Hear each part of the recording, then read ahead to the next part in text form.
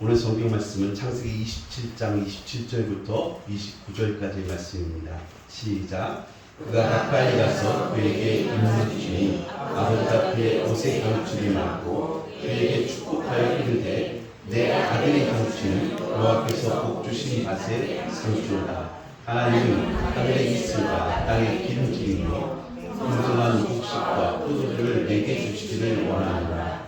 만민이 너를 섬기고 열국이 내게 굴복하리니 내가 형제들의 주가 되고 내 어머니 아들들이 내게 굴복하며 너를 저주하는 자는 저주를 받고 너를 축복하는 자는 복을 받기를 원하노라.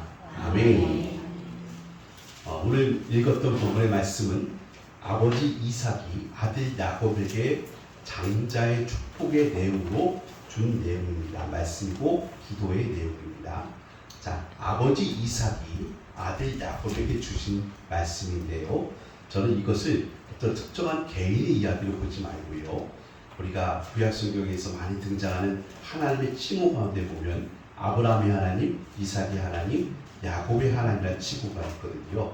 이 세 분을 들어서 아브라함, 이삭, 야곱의 하나님이라고 지칭한 이유가 있죠. 그것은 그 세 사람은 한 분의 사람이지만 한 개인이지만 더불어서 전체를 통괄할 수 있는 이스라엘 전부를 나타내는 거죠. 그러니까 아브라함, 이삭, 야곱에게 주어진 그 축복이 이후에 누구를 통하여서 요셉을 통하여서 성취가 되어진 역사입니다. 더 나아가서 요셉은 예수님을 모용하는 사람이기 때문에 예수님을 통해서 이루어진다는 것을 아브라함, 이삭, 야곱을 통해서, 그러니까 세 번 반복이죠. 세 번 반복이니까 아브라함, 이삭, 야곱을 통해서 더 선명해지는 거죠. 그 약속이 더 구체화되는 것입니다. 그래서 오늘 말씀 속에 보면 더 구체화된 내용이 29절 말씀에 기록되어 있어요.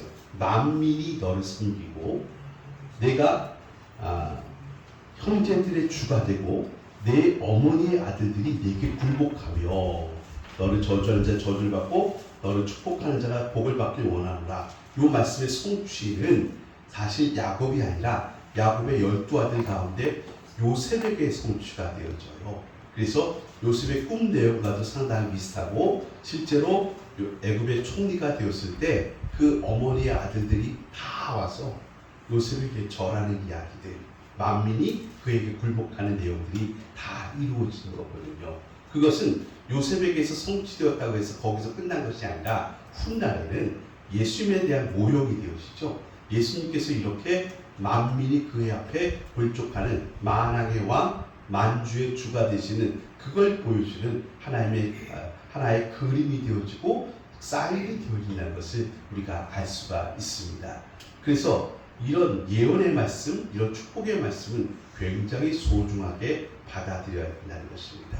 자, 아브라함, 이삭, 야곱에게 주어진 말씀이 장자의 축복이라는 내용으로 야곱에게 주어졌습니다. 그리고 그 말씀은 대대에 이어서 가문에게, 아들은 아들에게, 또 아들에게 전달되어지면서 학습되어지고 마음 위에 새겨졌을 것입니다. 분명히 야곱도 12아들들에게 이 말씀을 그대로 교육하고 마음속에 새기게 했을 것입니다. 장자 루벤도 그랬을 거고, 우리가 잘 아는 네 번째 아들 유다도 그랬을 거고, 11번째 아들인 요셉도 그렇게 되었을 것입니다. 이 말씀을 잘 배우고 본받아서 그 말씀을 이루고자 했을 것입니다. 더군다나 요셉이라는 11번째 아들은 하나님께서 꿈을 주시죠. 하나님께서 주신 꿈이 두 가지 꿈이었는데 두 가지 꿈은 사실상 하나의 꿈과 같은 거였습니다. 비슷한 내용이었기 때문에 그 꿈을 통하여서 곡식당이 자기 곡식당에게 절하는 꿈, 해와 달과 11별이 절하는 이 꿈을 통하여서 오늘 야곱에게 주어진 이 예언의 말씀이 자신의 쪽에서 이루어질 수 있다는 것을 충분히 힌트할 수 있는, 충분히 볼 수 있는 그런 말씀이라는 것을 알게 되어진다는 것입니다. 제가 왜 이 말씀을 장황하게 드리냐면, 여러분, 하나님께서 내게 주신 말씀을 분명히 알셔야 돼요. 하나님께서 우리 모두에게 주신 말씀이 있어요. 그리고 각인에게 주신 말씀도 있어요. 하나님이 모든 지상 교회에게 주신 말씀이 있어요. 그리고 특정한 교회에게 주신 말씀도 있어요. 그래서 그 말씀이 우리 마음속에 착 자리 잡아서 중심에 있고 그 말씀을 성취하고 이루는 것이 굉장히 중요하다는 것입니다. 제가 즐거운 교회라고 이름 지은 이유도 우리 하나님의 말씀을 받았기 때문이에요. 그래서 즐거운 교회다 이렇게 이름 줬습니다. 처음에 여기 와서 농곡교회라고 이름 지을까 했습니다. 목감교회라고 이름 지을까 또 했습니다. 아무래도 그런 교회가 지역사회와 친숙하기 때문에 그렇습니다. 그런데 제가 갈매산 가서 기도하다가 하나님 주신 말씀이 바로 그 말씀, 즐거운 마음, 그 시온에 데려가는 그 즐거운 시편 말씀을 받고서 우리 교회는 이제 즐거운 교회가 되어야 되겠다 딱 생각을 하고 즐거운 교회라고 이름을 짓게 된 것입니다. 그래서 즐거운 목회를 해야 되는데 제가 늘 웃어야 되는데 말입니다. 말씀을 성취하려고 애를 쓰고 있습니다. 여러분도 마찬가지입니다. 하나님은 목사님에게만 개인적으로 말씀하시느냐? 안 그래요. 그렇지 않습니다. 사모하고 구하는 자에게 하나님은 내게 주신 말씀을 주십니다. 그 말씀이 딱 눈에 익어 들어올 때가 있어요. 그리고 이 말씀이 내가 받은 말씀이야 라고 그렇게 얘기하시는 말씀이 나와요. 그러면 그 말씀을 이루는데 마음을 두고 살아가셔야 돼요. 요셉이라는 사람도 하나님의 말씀, 아버지, 할아버지, 그 할아버지로 인해서 계속 주어진 말씀, 그 어머니의 형제들이 내게 전한다는 말씀이, 그 말씀이 여기 마음속에 있어야 되겠죠. 그리고 이 말씀을 성취하는 삶을 살아야 되는데 우리가 그의 인생 전부를 알기 때문에 소년 시절, 청년 시절에 어떤 일을 당합니까? 형제들에게 배신을 당하고 애굽의 노예로 팔려가죠. 그리고 그 일했던 집 보디발의 집에서 안주인 마님의 모함을 받아서 또 감옥살이도 하게 되어집니다. 여러분, 이런 일들은 도대체 하나님의 말씀, 내가 하나님의 말씀을 받았는데 굉장히 큰 말씀이고 엄청난 말씀이잖아요. 모든 사람들이, 모든 만민이 나한테 자기를 섬긴다고 하셨으니까, 형제들이 자기한테 절한다고 했으니까 이거 굉장히 높은 자리에 올라가는 말씀이잖아요. 그렇죠. 말씀만 딱 보면 이거 대통령 되는 말씀 아닙니까? 말씀만 딱 보면 이거는 황제 되는 말씀이잖아요. 그런데 대통령 되고 황제 되는 말씀을 딱 주셨는데 그의 인생의 시작은, 스타트는 뭐였습니까? 집안에서 아버지의 사랑받던 아들이 아무 잘못도 없는데 갑자기 노예가 되어져요. 남에게 내 생사 여탈권을 맡길 수밖에 없는 위치가 되는 거죠. 아무 잘못도 안 했는데 안주인 마님의 모함을 받아서 기약도 없는 감옥살이가 시작되어져요. 아니, 만민이 자기를 섬기고 복종하는 그런 말씀을 받았잖아요. 하다못해 형제들이 자기한테 절하는 그런 말씀까지도 받았는데 이제는 뭐예요? 현실에서는 엉뚱하게 정반대의 모습이잖아요. 만민이 자기를 섬기고 형제들이 자기한테 절하는 게 아니라 자기가 가장 막장 인생이 되어지고 가장 밑바닥이 되어져서 노예살이가 밑바닥인 줄 알았더니 더 지하실이 있었잖아요. 그래서 감옥살이를 하는 이 일들을 경험하게 되니까 도대체 하나님의 말씀이 어떻게 성취가 되겠습니까? 그러면 말씀 놓치면요, 낙심이 오는 거예요. 절망이 오는 거예요. 그리고 포기가 오는 거죠. 그런데 요셉이라는 사람에게 우리가 주목할 점은 거기서 낙심하지 않더라는 거죠. 거기서 포기하지 않더라는 거예요. 그래서 주어진 삶 속에서 최선을 다한 것 같아요. 아주 최선을 다한 것 같아요.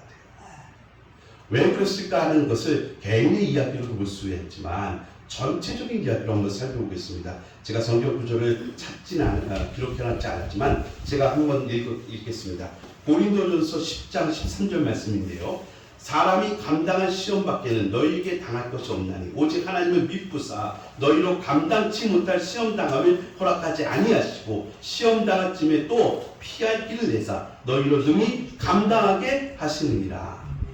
요셉에게 이런 시험, 고난이 많이 닥쳤는데 하나님께서 왜 요셉에게 그 큰 꿈을 주신 요셉에게 그런 시험과 고난이 많았습니까?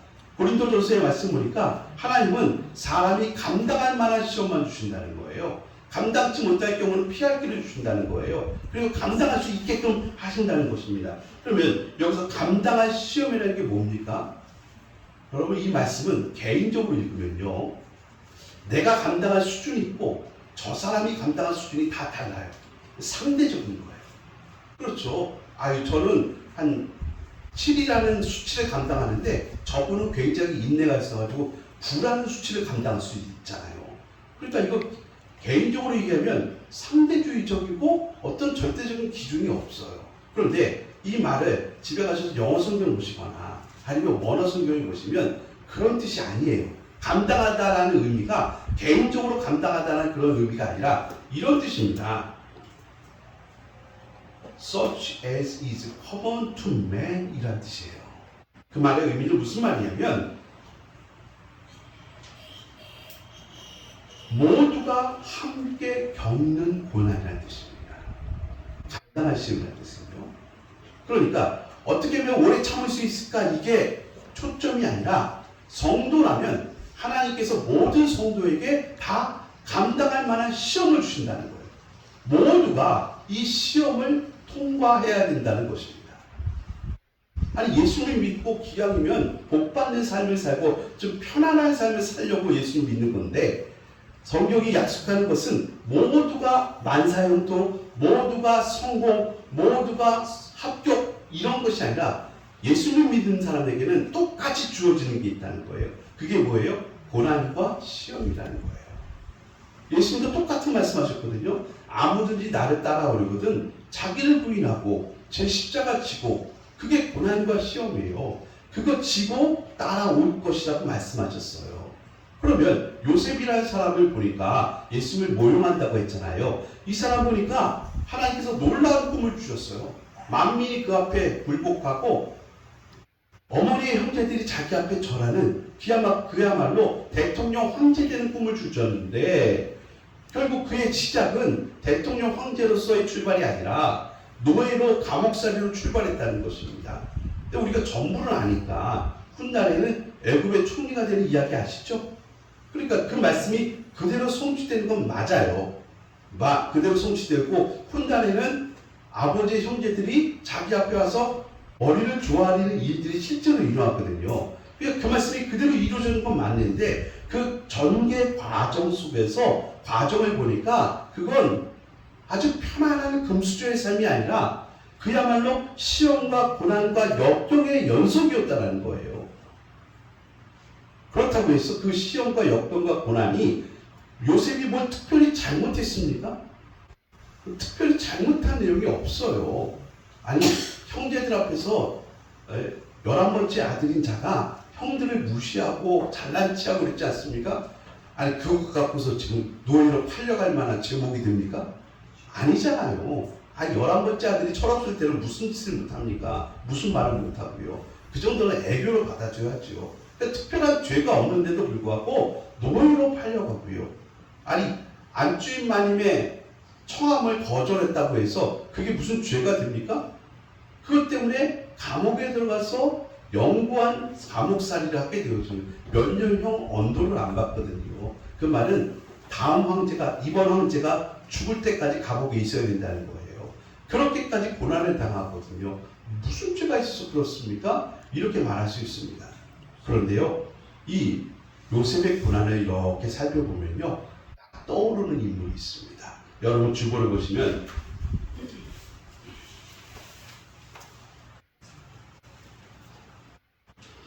시편 105편 17절, 18절, 19절 말씀이 있는데요. 여기 보시면 요셉의 이야기가 나와요.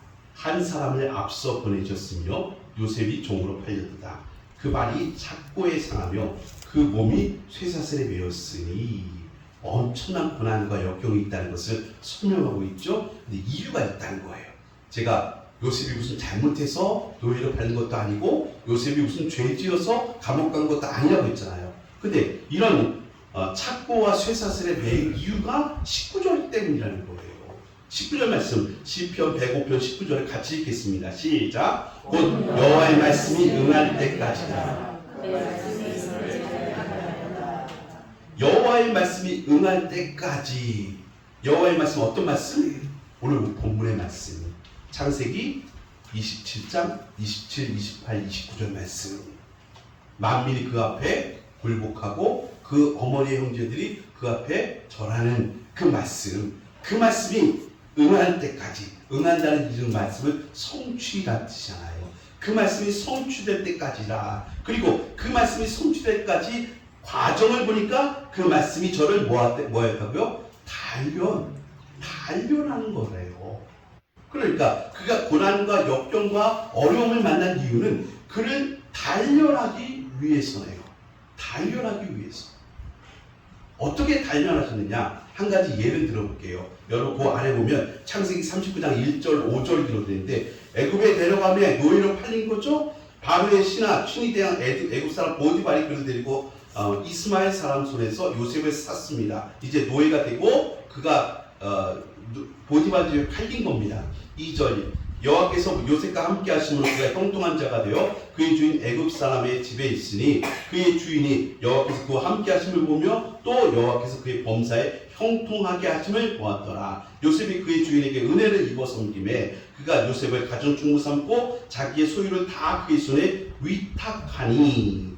자, 5절 잘 보세요. 그가 요셉에게 자기의 집과 그의 모든 소유물을 주관하게 한 때부터 여호와께서 요셉을 위하여 그 애굽 사람의 집에 복을 내심으로 여호와의 복이 그의 집과 어디에요? 밭에 있는 모든 소유에 미친지라. 보디발의 사람이 누구냐면 바로의 신하 친위 대장이랍니다. 바로의 신하 친위 대장이 어떤 직급일까요? 그냥 이렇게 생각하시면 됩니다. 고대는요, 왕 옆에 있는 게 서열입니다. 왕 바로 옆에 있는 자가 제일 높은 사람입니다. 서열 그 다음은 왕 그 다음에 있는 겁니다. 근데 친위 대장이니까 왕 다음에 서열 사람입니다. 실제로는 우리나라 식으로 말하면 왕 다음은 좌의정이죠. 그렇잖아요. 영의정, 좌의정 이렇잖아요. 근데 실제 실세가 있잖아요. 그건 벼슬의 순서고 실세가 있잖아요. 네? 실세 모르시나요? 있잖아요. 아무튼 그러니까 친위 대장 이 보디발은 실세였어요. 왕 가장 다음 서열의 실세였어요. 그러면 이 사람 재산이 얼마나 될까요? 이 사람 소유의 땅이, 논밭이, 임야가 얼마나 될까요? 이거 상상 외로 굉장히 많은 것 같습니다. 엄청나게 많은 것 같아요. 네? 아니, 충분히 예상할 수 있겠죠? 왕 다음에 실세니까 그의 소유가 얼마나 많을까요? 땅덩어리가 아마 뭐 수십만 평 이상 되지는 않을까요? 이 많은 소유를 다 주관하고 계셨다는 거예요. 누구를 통해서? 보디발이 요셉에게. 저는 그래서 가정총무라고 해서 처음에 말씀을 잘 몰랐을 때는 집안일만 하는, 우리말로 하면 뭐 집안일 하는 집사 정도. 서양 집에 가면 집안일 하는 집사 있잖아요. 매니저급 뭐 이 정도인 줄 알았어요. 그런데 모든 소유물을 다 관할하겠다는 거예요. 그러면 그의 소유물, 밭, 그 다음에 논, 그리고 임야가 보통 많겠습니까?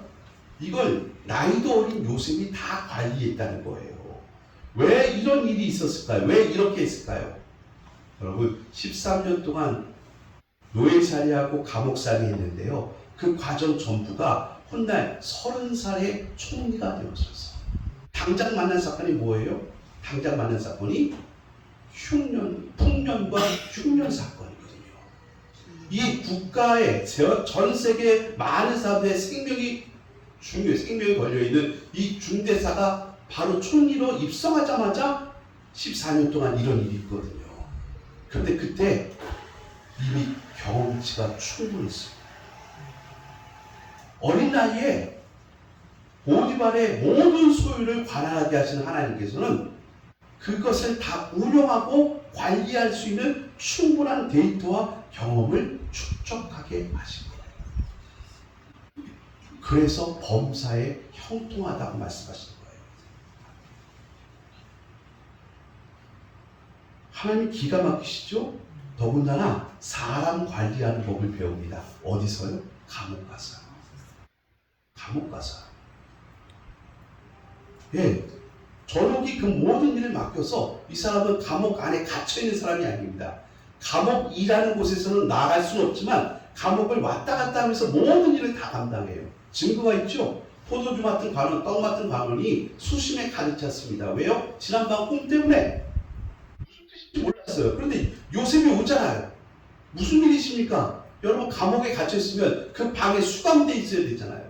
그런데 이 사람은 감옥 안에 내 집, 내 안방 들어가듯이 다 돌아다닐 수 있는 권한이 있던 사람이에요. 그래서 많은 사람들을 만나서 카운셀링, 상담을 하고 도와주는 역할을 감당했던 거예요. 인생 경험 가운데 제일 중요한 경험이 뭐예요? 사람 경험이잖아요. 그 다음 중요한 경험이 뭐예요? 실무를 감당하는 경험이잖아요. 이 모든 일을 어린 나이에 다 감당하게 하셨어요. 몇 년 동안? 13년 동안. 경험치가요, 보통 경험치가 아니에요. 그거 하게 하신 다음에 30살의 나이에 애굽의 총리로 발탁될 수 있었던 거잖아요. 그러니 하나님께서 노예살이하고 감옥살이의 요셉에게 범사에 형통하게 하셨더라. 여러분 이 말은 무엇이 응할 때까지? 하나님의 말씀이 이루어질 때까지. 여러분 개인적으로 따지면요, 우리는 몸이 편한 게 최고예요. 그냥 일 조금만 해도 먹고 살 걱정 없고요. 그냥 가만히 있어도 그냥 돈이 막 굴러 들어와요. 여러분 적금 넣고 막 재테크하시면서 하는 이유가 뭔데요? 땀 흘리지 않아도 돈이 들어오잖아요. 그쵸? 아니 주식 없어도 있는 척 하세요 좀. 재테크하면 다 들어오잖아요. 예, 요셉이요 기가 막힌 것이 개인의 편함을 구하지 않아요. 내가 지금 편안하려면 어떻게든 보디발 설득해서 아버지 집으로 돌아가면 돼요. 고향으로 가는 게 최고예요. 얼마나 힘들겠어요. 착고와 쇠사슬이 그걸 감쌌다고 하는데 이 13년 동안 얼마나 힘들었겠어요. 뭐 휴가가 있었겠어요? 뭐 아무것도 없잖아요. 고생만 하는 거 아닙니까? 그럼에도 불구하고 이 13년의 기간을 하나님께서는 말씀하십니다. 잘 되고 있다. 형통하다. 왜 형통합니까? 하나님께서 그를 크게 사용하시기 위해서 준비하고 단련하고 훈련하는 기간 동안 요셉은 하루도 빠짐없이 잘 준비되고 있었다는 것이에요. 하나님이 그를 단련하셨다는 거예요. 저는 이런 사람이 참 부럽습니다. 어떤 사람이냐면 저분의 삶을 보면 예수님이 보여주는 분 있죠. 그 사람이 참 부럽습니다. 근데 이거는요, 우리 모두가 그래야 돼요. 성도라면 내 모습을 통하여서 예수님이 보여주셔야 돼요. 그게 안 보여지면 정말 문제가 있는 성도예요. 성격이 여하에 상관없습니다. 지식과 교양의 수준에 상관없습니다. 내 모습을 통하여 내 언행심사를 통해서 예수님이 보여지고 예수님의 향기가 나타나는 게 성도가 맞습니다. 요셉이 딱 그랬습니다. 요셉의 삶을 볼까요? 그가 노예살이한 건 솔직하게 얘기합시다. 본인의 죄입니까? 형님들의 죄입니까? 네, 정확하게 말씀하십니다. 요셉이 노예살이를 한 거는요, 본인의 죄가 아니라 형님들이 요셉을 팔아먹기 때문이에요. 형님들의 죄를 대신 감당한 게 누구다? 요셉이다. 자, 요셉이 감옥살이 한 거. 요셉의 죄입니까? 안방마님이라거나 안주인 마님의 죄입니까? 그렇죠. 그런데 요셉이 안주인 마님의 죄를 짊어지고 본인이 감옥살이 한 거예요. 누가 떠오르세요? 예수님이 떠오르시잖아요. 예수님이 그렇게 사셨어요. 요셉은 구약의 사람이니까 예수님 오시기 전의 사람이에요. 예수님 오시기 전의 사람은 앞으로 오실 메시아, 앞으로 오실 예수님을 보여주는 삶을 살아가는 거예요. 요셉이 그 큰 말씀, 왕처럼 황제처럼 대통령처럼 되는 말씀을 받았잖아요. 이 땅에 만왕의 왕, 만주의 주로 오실 분이 예수님이시거든요. 예수님은 이 땅 가운데 어마어마한 일을 이루시고 정말 부활과 하나님 우편에 앉으시는 권세를 가지신 분이세요. 근데 그 놀라운 하나님 권세를 가지신 분이 이 땅에서 어떻게 사셨어요? 고난과 역경과 시험 가운데 사셨잖아요. 이 땅에 33년 동안 사셨던 그의 삶을 보면 아무런 죄가 없으신 예수님께서 고난당하시고 역경과 고통 가운데 사셨다는 것을 다 알고 있잖아요. 먼저 그렇게 살아낸 분이 누구라고요? 요셉이라는 분이에요. 뭘 잘못했어요? 아무런 잘못이 없어요. 그가 노예살이한 건 형님들의 죄 때문이에요. 그가 감옥살이한 거는 안주인 마님의 죄 때문이었어요. 근데 그것을 다 감당합니다. 어찌 보면 억울하고 억울한 따름 있죠.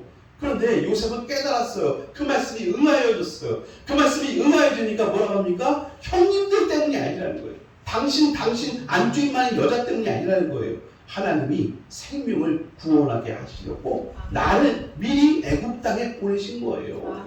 하나님의 작전과 계획이셨습니다. 하나님께서 나를 단련하신 이후에 정금처럼 사용하시려고 이렇게 나를 준비케 하신 것이니 형님들은 이제 걱정하지 마시고 두려워하지 마십시오. 제가 형님들과 형님들의 자녀들을 양육하리이다.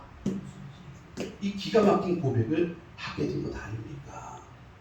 요셉은 예수님 오시기 전의 사람이었다고요. 그러니까 앞으로 오실 예수님을 보여주는 삶을 살았어요. 근데 우리 성도들, 저와 여러분들은 뭐예요? 예수님 오신 다음에 사람들이에요. 그럼 우리도 예수님께서 걸어가신 모습을 보여주는 삶을 살아가는 인생이 되어야 되겠죠. 자, 요셉이 유리해요? 우리가 유리해요?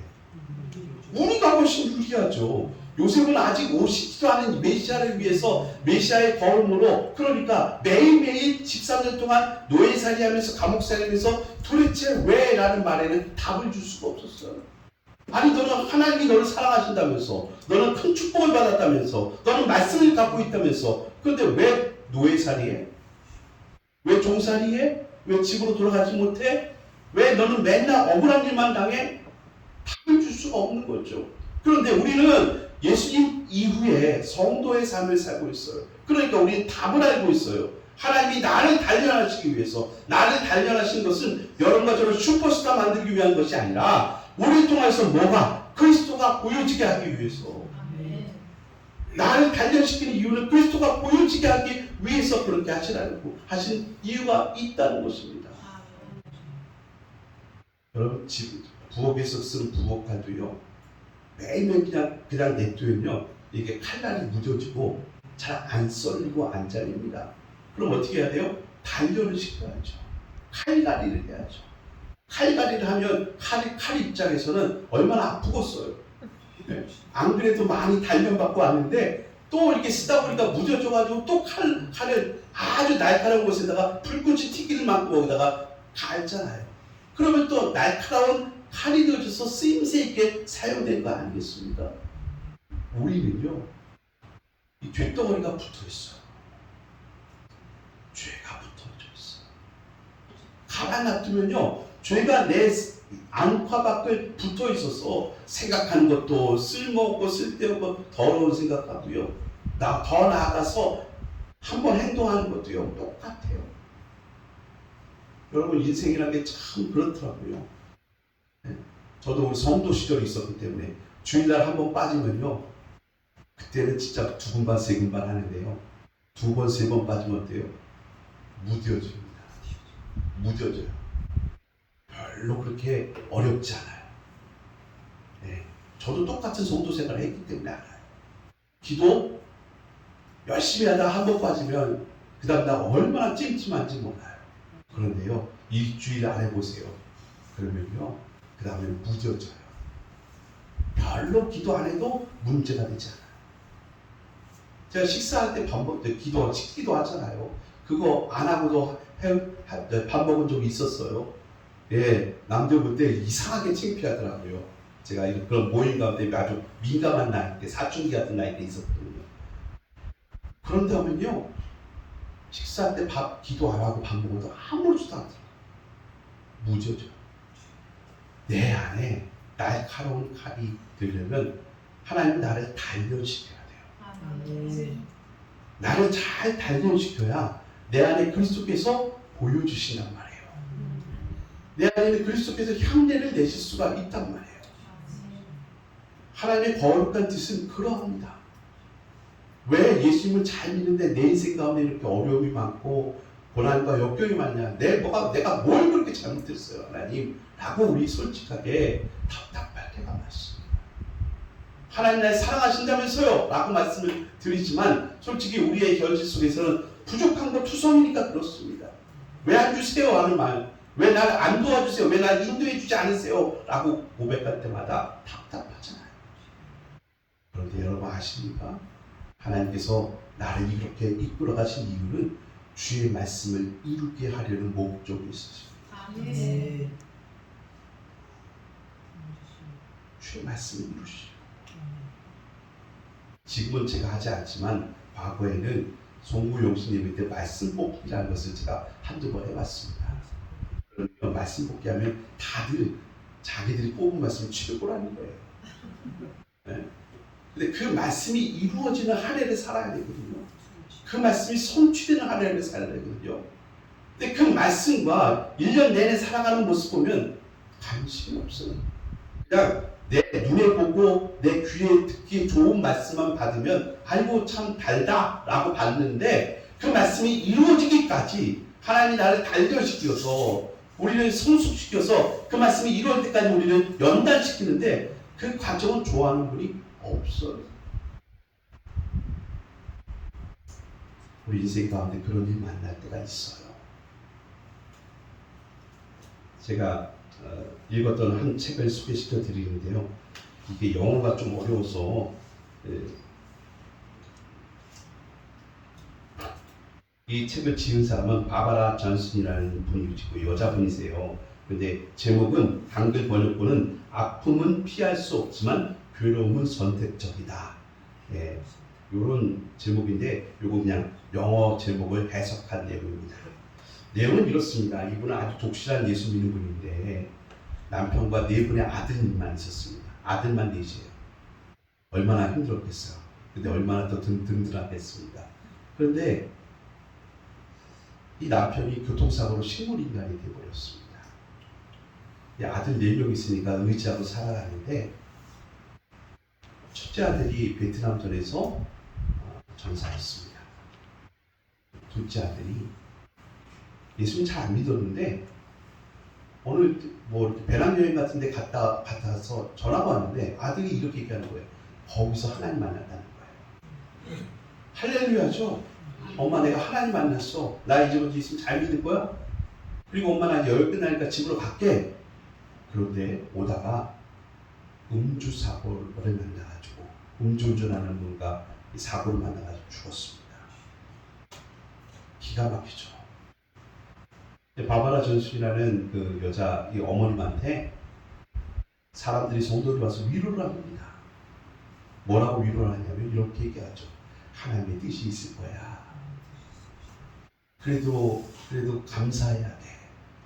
아직도 아들이 둘이나 남아있잖아. 그러니 참 안타깝지만 힘내고 감사하고 그래도 믿음으로 가자고. 이 바바라 존슨의 책에는 이렇게 기록되어 있습니다.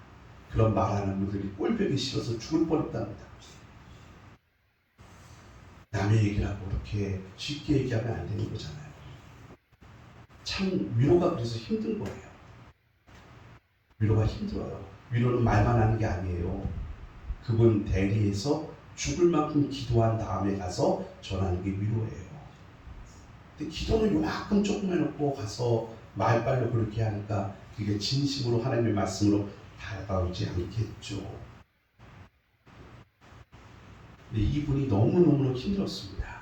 그래서 고통 가운데 하나님 앞에 항의를 합니다. 하나님 어떻게 이러실 수가 있어요. 내가 무슨 죄가 많아서 무슨 죄를 그렇게 졌다고.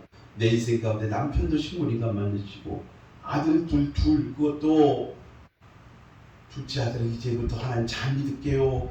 이제 하나님 만났어요. 난 이제부터 새로운 삶을 살 거예요. 그러면 하나님 기회를 주셔야지. 그거 오는 길에 들어가시면 어떡하십니까? 그렇게 정말 낙심천만 가운데 있었습니다. 근데 이분의 책을 보면 후에 마지막 부분에 이렇게 나와 있습니다. 그렇게 하나님 앞에 따지듯이 항의하듯이 하나님과 싸우듯이 그렇게 기도하다가 어느 날 이런 생각이 들어요. 하나님이 뭘 그렇게 나한테 잘못했지? 하나님이 나한테 뭘 그렇게 잘못했지? 하는 생각이 들더라고요. 이것은 이 사회의 죄악의 문제가 아닐까? 하는 생각이 들더라는 거예요. 내가 하나님 앞에 원망하듯이 따지고 있지만 하나님이 솔직히 뭐 잘못한 건 아니잖아요. 그런 마음이 들더라는 거예요. 거기서부터 얘기가 터져나오기 시작하면서 이분의 삶이 변화되어집니다. 이제 그 삶이 바뀌어졌습니다. 이분은 상처 입은 분들 찾아가시면서 카운셀링 상담하는 역할을 감당하십니다. 똑같은 인생의 고난을 만나는 분들이 많거든요. 그래서 고통 가운데 인생을 피폐하게 살아가는 분들, 하늘을 쳐다보지도 않는 사람들이 많거든요. 그런 사람들을 찾아가셔서 본인이 당한 이야기 말씀하시면서 하나님의 위로를 전하시고 함께 울고 함께 기도하는 시간을 갖는 그런 삶을 감당하고 있다고 말씀하세요. 저도 여러분이 만난 어려움의 이유를, 까닭을 저도 설명을 못하겠어요. 왜 그런지 몰라요. 그런데 목적이 있어요. 하나님의 목적, 하나님의 말씀이 응할 때까지 우리를 단련하시는 거예요. 아멘. 하나님의 말씀이 무엇이냐고요? 여러분 성령님께 기도하면서 여쭤보세요. 정확하게 할 수 있는 하나님의 말씀이 있어요. 그 뭐냐면 우리는 주님을 따라가는 사람들이에요. 주님을 따라가고 내 안에 있는 예수님이 보여지는 삶을 살아야 되는데 우리를 단련하지 아니하시면 우리의 죄덩어리가 자꾸 나를 드러나게 하십니다. 나만 보여지게 합니다. 온통 사람들은 자기를 드러내는 일만 하거든요. 그러니 하나님께서 나를 쳐서 나를 깨뜨리셔야 내 안에 있는 보배가 보여지기 때문에 그렇게 나를 단련하시는 것입니다. 요셉이라는 삶을 보면 하나님께 받은 그 말씀, 아브라함, 이삭, 야곱을 통해서 받았던 그 장자의 축복을 내게 주신 말씀으로 깨달았습니다. 더군다나 꿈 이야기를 통해서 더 확실하게 깨달았습니다. 그런데 그의 인생의 출발은 감옥살이였고 노예살이였습니다. 정반대의 걸음이었습니다. 그럼에도 불구하고 그는 매 순간순간마다 성실과 열심으로 살았던 것을 알게 되어집니다. 13년 동안 그러니까 보여지는 그 성실이 보디발의 마음을 움직였고 전옥의 마음을 움직여서 하나님의 일을 감당할 수 있는 좋은 훈련 장소가 되지 않았습니다. 우리의 삶 속에서도 어렵고 힘들죠. 낙심천만되어지면 어디 가기도 싫고 교회 가기도 싫고 그렇습니다. 그런 게 맞아요. 그런데 여러분과 제게는 사역이 있습니다. 그런 분들 위로하는 사역입니다. 어떻게 위로하시겠습니까? 기도로 위로하십시오. 가서 말씀 전하는 거 조금만 하십시오. 여러 번 하다 보면 실수가 나오더라고요. 제 경험상. 그러니 말은 작게 하시고 기도를 많이 하시고 크게 하시기 바라겠습니다. 아멘. 하나님께서 찾아가시면 단 한마디에도 그 마음의 위로를 받습니다. 아멘. 그 말씀이 이루어질 때까지, 응할 때까지 하나님 우리를 단련하시는 것입니다. 아멘. 그래서 우리가 깨져져서 그 안에서 예수님이 보여지고 나타나면 될 줄 믿습니다. 아멘. 제가 군생활 시작하면서 훈련소라는 걸 가잖아요.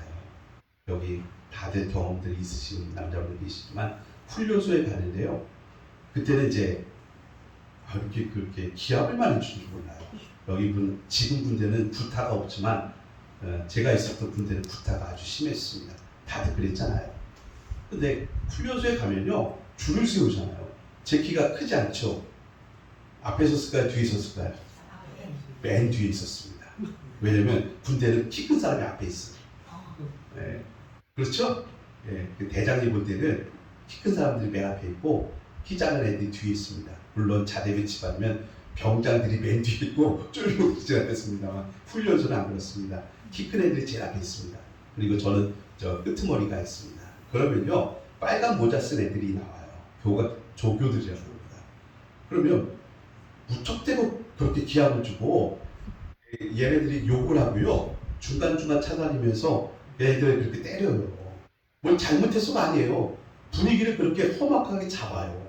그리고 얘네들 정신을 쏙 빼놓지 않으면요 이 군인 정신이 안 들어가거든요. 이제까지 편안하게 민간인으로 살았잖아요. 그러니까 군인을 만들기 위해서는 아예 정신을 쏙 빼놓습니다.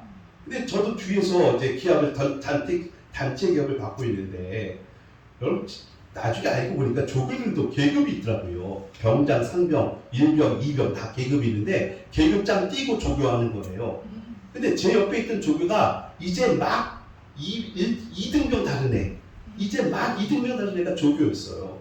근데 얘가 이제 선배들한테 배웠죠. 무조건 가면 욕하고 구타해라, 때려라. 근데 얘가 제 옆에 있다가 그냥 저를 때리는데 어떻게 때리냐면 웍파발로 제 옆구리를 때렸던 거예요. 근데 여러분 맞을 때도요, 경험이 많은 사람한테 맞으면 나중에 후유증이 없는데 초보한테 맞으면 후유증이 심각합니다. 저 그때 왜 권투 선수들 옆구리 맞으면 안 되는지 알겠더라고요. 숨이 안 쉬시더라고요. 여기 나중에 여기가 더가지고요, 훈련소 내내 제가 띵거리만 때 얼마나 힘든지 몰라요. 그래서 우리 저기 훈련 받은 동기들이 다 마치고 나면 조교 다 이제 얼굴을 아니까 이 훈련소 마치고 나면 너희들 다 죽었다. 한번 보자. 얼굴만 마주치기만 해봐라. 진에서 마주치지 않았으면 좋겠다. 내가 죽여버리는 뭐 별의별 얘기 다 해요. 그런데 훈련소 마칠 때쯤 되면요, 이제 다 알아요. 쟤네들이 나한테 개인 감정이 있어 그런 게 아니고 쟤네들도 다 그렇게 시키는 거 하는 거고, 민간인을 군인 만들기 위해서는 그런 과정이 필수적이라는 것을 우리도 알고 걔네들도 알고 있기 때문에 나중 가서는 그렇게까지 마음에 상처는 없어요. 하나님께서 우리를 그렇게 훈련시키는 과정 속에서 처음에 우리가 오해를 많이 해요. 그렇죠? 오해를 많이 하죠. 그래서 두고 보자 하고 일을 할 때도 있어요. 내가 교회 다니는데 하나님 앞에 최선을 다해서 열심히 하고 있는데 도대체 하나님 나한테 왜 이렇게 짜게 하시는지 답답해서 그런 마음도 들 때가 있죠. 그런데 인생을 많이 살아오시고 신앙생활 많이 하신 분들은 이제 그 끄트머리에서 도착점 앞에서 보면 하나님의 뜻이 있었구나. 내가 너무 몰랐네. 내 욕심과 내 생각과 계획만 앞섰지 하나님의 말씀이 응할 때까지인데 왜 내 계획과 내 목적이 이루어질 때까지 항상 나 중심만의 생각만 하고 있었지? 하나님 그걸 깨뜨리고 싶었던 거죠. 그래서 하나님 나라라는 큰 관점으로 봐야 되는데 우리가 너무 내일을 모르고 앞을 쳐다보지 못하니까 하나님 나를 단련시키는 과정이 있었던 것이죠. 그 과정 속에서 어려움도 만났지만 하나님의 선하신 뜻은 우리를 망하게 하려는 뜻이 아니에요. 하나님은 우리의 걸음 속에서 놀랍게도 하나님의 일에, 하나님의 사역 속에 많은 쓰임새를 주시려고 특별히 우리의 인생을 통하여서 저분 보면 딱 예수님이 보여. 어떻게 저분은 딱 예수님 같냐? 어떻게 말씀하는 것도 행동하는 거 하나하나 봐도 저렇게 기가 막히지? 그건요, 그분이 돈 많이 벌어서 출세해서가 아니에요.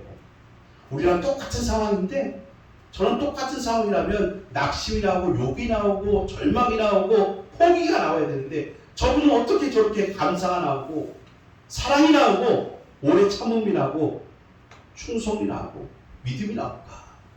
그게 예수님 보여주는 거거든요. 우리의 신앙이 그랬으면 좋겠습니다.